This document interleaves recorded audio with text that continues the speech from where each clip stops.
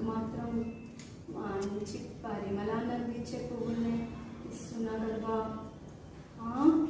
అది కాదు బా, నా కష్టాన్ని కూడా కాస్త గమనిస్తే ఇట్టాగే కొనసాగిస్తా. 3 లంగాలు 6 లుంగీలతో వ్యాపారం కలకల్లాడిపోదు ఏం బా?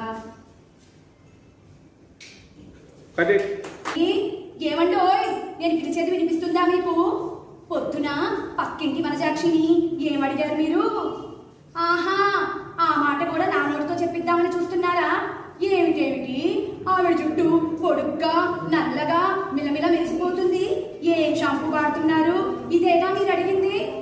ఎంత నాది పిలక జుట్టు అయితే మాత్రం మీరు పక్కింటి వాళ్ళతోనూ ఎదురింటి వాళ్ళతోనూ ఇలా మాట్లాడతారా ఏంటి? ఇదిగోటి చెప్తున్నా, మీకు అస్సలు బాగోదు. ఇదే మాట కనుక మా నాన్నగారు ప్రకాశం శాస్త్రి గారు తెలుసు కదా, ఆయనతో గాని చెప్పాను అనుకోండి, మీ పేరు వింటున్నారా?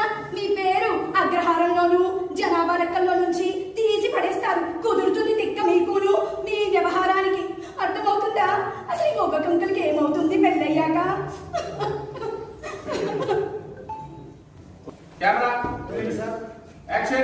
అందరికీ నమస్కారం. నా పేరు సాహితి. నేను చదివేది 4th క్లాస్. నేను తీసిన movie Chennai Bazaar, limbo, spirit. నేను డైలాగ్స్ చెప్తున్నాను. బాగా సంక్రాంతికి వస్తున్నాం. నానోయ్ పిన్ వచ్చింది. పిన్న నీ ఎక్స్ గర్ల్ ఫ్రెండ్.